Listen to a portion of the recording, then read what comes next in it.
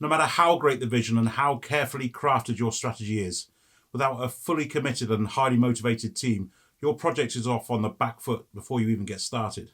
In this video, I'm going to show you the best way to get buy-in from all your team members so your project starts with the best possible chance of success. But let's start by thinking about motivation. What motivates our team members? Well, there are two basic ways we can get people to do something. Firstly, we could coerce them using some dark leadership practices, like taking advantage of fears such as job security or group affiliation. No one wants to let the team down. Or we can use some coercive reward structures or threaten some kind of punishment. But do you think doing this will mean that you end up with a truly committed team? Well, at best you might find one that does a good job of faking commitment right up until the point they quit. The much, much better way is to give them a reason to follow you into whatever planned transformation and unplanned chaos lies ahead. And we have to accept that some level of chaos will occur in any reasonably sized enterprise. And this reason needs to be good enough that they'll willingly commit to spending a good part of their lives fully committed to this project over its full course. In fact, I don't really believe that you can motivate anybody to do anything. For someone to be truly committed, they need to have a burning desire to do it.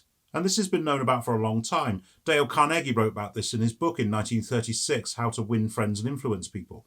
I'll put a link below.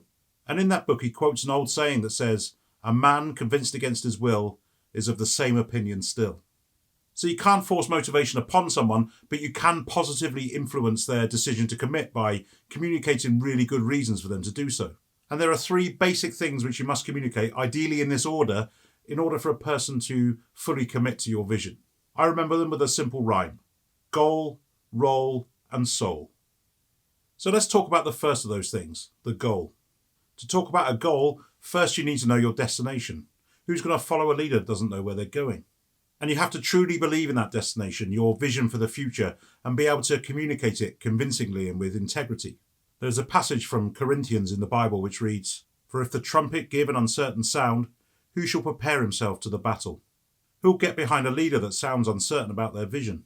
And you need to have thought deeply about this in order to get it across effectively, because there will be questions. You need to convince your team members that not only is this a great and worthwhile goal, but it is the very best use of the time and resources that the team and each individual has, that there is nothing greater that they could or should be doing. Never be tempted to lie to them or embellish the truth. Always be straightforward and trustworthy, and let them know if you think there's going to be challenges on the way. That way they'll be better prepared for them when they occur. Keep the message simple. Be proactive about tackling some of the challenges and the seeming inconsistencies, and be prepared to repeat the message in multiple forums. There's a technique which is taught to students for persuasive writing which can be put to good use here. It goes by the acronym DAFORESTI and reminds us to use direct language, include a relevant anecdote to tell a story and bring it alive in people's imaginations. Metaphors can be useful here if you don't have a directly fitting anecdote to tell. Use facts as evidence to help support the worthiness of the goal. Be clear about your opinion and why you think it. Use rhetorical questions to start the audience thinking about the vision. We know that emotions are a very powerful motivator, so use emotive language to inspire your team. Use stats to back up the facts you've presented. I found this particularly powerful when talking to engineers who rely on data for all their normal day-to-day decisions. For some reason, humans respond well to tripling. Try to give key pieces of information in groups of 3 to really help them stick. Stop, look, listen. Hands, face, space. Or goal, role, soul.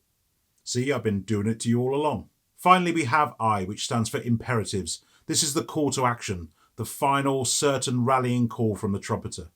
I'll put a link to a short video about this particularly useful technique in the description below. And while you're there, if you find this kind of thing interesting and you want to learn to be an even better leader, please do consider subscribing to the channel. And please do like this video if you found it valuable. It really helps. Thanks very much. So once we've communicated the goal, we need to communicate the role. And this is where we lay out their part in the whole enterprise, both during and after implementation. This is designed to help alleviate some of the fears I've covered in a previous video, particularly around personal and group identity. Change can be a worrying thing for many people, so take your time to explain their role to them. Let them know how important they are to the success of the project and what a vital part of the team they are. And if you don't know quite what their role will be yet, explain that to them in a positive way.